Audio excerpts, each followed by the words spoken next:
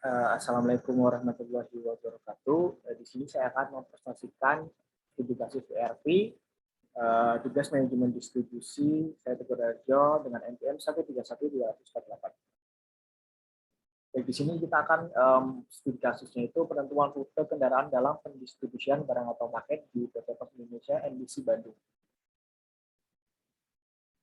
Nah, berikut adalah ilustrasi rute executing di NDC Bandung dan tabel daftar distribution center atau DC. Nah, untuk yang pertama kita akan membuat sebuah rute usulan pada proses transporting atau anggaran di PT Pos Indonesia NTC Bandung. Di sini ada metrik jarak asal tujuan dalam bentuk KM. Kemudian kita akan menghitung jarak tempuh rute kendaraan dengan melihat jarak dari NTC ke setiap DC yang dilayani masing-masing rute. Yaitu kita akan mencari load faktor, yaitu dengan rumus demand terangkut dikali jarak, kemudian dibagi dengan kapasitas tersedia dikali jarak. Dengan rumus tersebut, kita dapat memperoleh hasil dari tabel berikut. Nah, sebagai contoh yaitu tabel jarak tempuh dan load faktor kondisi saat ini pada hari Senin. Yaitu yang pertama yaitu dari MPC ke DCA ke MPC yaitu dengan load faktor 0,50. 0,50 ini didapat dari demand terangkut dikali jarak, kemudian dibagi dengan kapasitas, yaitu kapasitas ini ada 750 dikali dengan jarak, yaitu diperoleh hasil 0,50.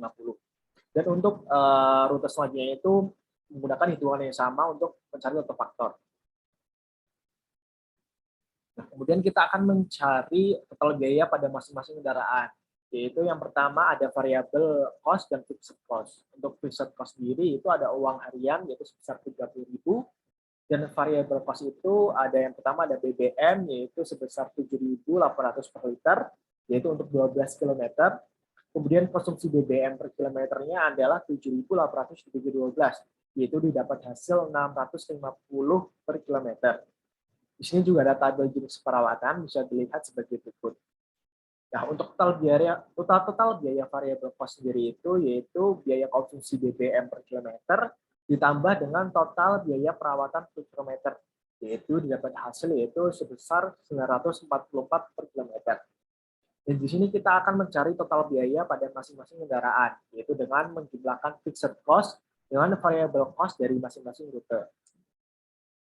Berdasarkan rumus tersebut, kita mendapatkan variable cost dengan total biaya itu sebesar untuk MPC dan DCA MDC itu sebesar 37.268,80 untuk total biaya, dan variable cost-nya itu adalah 7.269. Variable cost ini didapat dari jarak tempuh dikali dengan total biaya cost, yaitu 7,70 dikali dengan 944 km.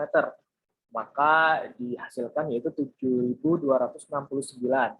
Untuk total biaya yaitu dengan menjumlahkan fixed cost dan total biaya, maka diperoleh sebesar 37.268,80.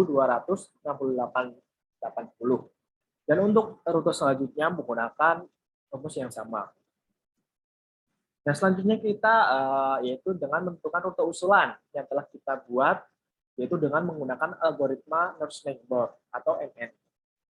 Nah, untuk rute inisialisasi yaitu kita dapatkan seperti ini. Untuk tabel pertama adalah untuk hari Senin, tabel kedua untuk hari Selasa, tabel ketiga untuk hari Rabu, dan tabel keempat untuk hari Kamis. Nah, selanjutnya kita akan mencari yaitu untuk total jarak, biaya transportasi, load faktor, dan kebutuhan kendaraan dari rute usulan yang terbentuk pada proses transporting. Nah, untuk rute inisialisasi yang telah terbentuk, kita akan mencari load faktornya, yaitu menggunakan rumus yang sama seperti mencari load faktor yang tadi. Yaitu di sini kita mendapatkan hasil load faktor untuk rute yang pertama yaitu MPC, DCA, DCL, dan MPC itu sebesar 0,96 untuk load faktornya. Untuk jarak tempuh 55,7 karena dari MPC ke DCA, DCA ke DCL, dan DCL kembali ke MPC. Nah, untuk tabel selanjutnya juga menggunakan rumus yang sama. Yang di sini kita juga akan mencari untuk total biaya pada masing-masing kendaraan. Yaitu yang pertama adalah fixed cost dan variable cost-nya sama seperti yang tadi. Selanjutnya untuk total biaya juga kita menggunakan rumus yang sama, yaitu jarak tempuh di variable cost ini jarak tempuh dikali total biaya variable cost.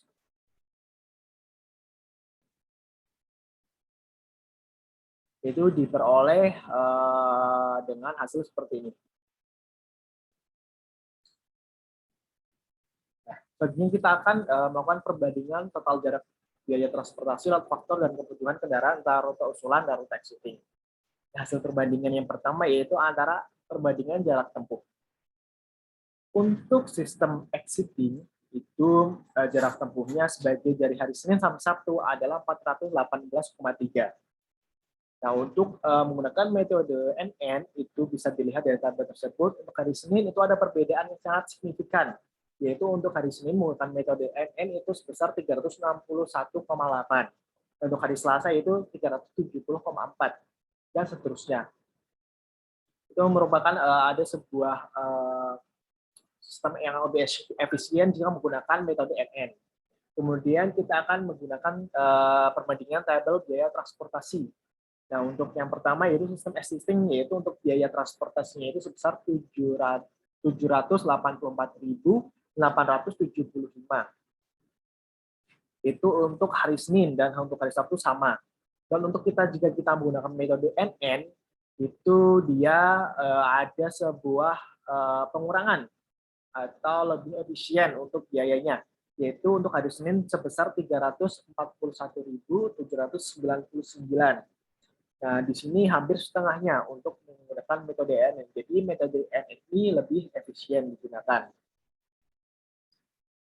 Kemudian yang terakhir kita akan membandingkan tabel load factor, di mana di sini kita dapat dilihat untuk exiting itu load factor pada hari Senin itu 0,61, dan Selasa 0,57, Rabu 0,36, Kamis 0,65, Jumat 0,6, dan Sabtu 0,4. Sedangkan untuk sistem menggunakan metode NN itu load factor hari Senin didapatkan sebesar 0,85, Selasa 0,93, Rabu 0,93, Kamis 0,85, Jumat 0,86, Sabtu 0,87. Nah, di sini kita bisa lihat dari perbandingan tersebut, kita bisa menyimpulkan bahwa menggunakan metode NN ini lebih efisien untuk menentukan rute kendaraan, kebutuhan, total jarak, biaya transportasi, dan load faktor daripada dibanding dengan yang existing. Sekian presentasi dari saya, kurang lebihnya mohon maaf. Assalamualaikum warahmatullahi wabarakatuh.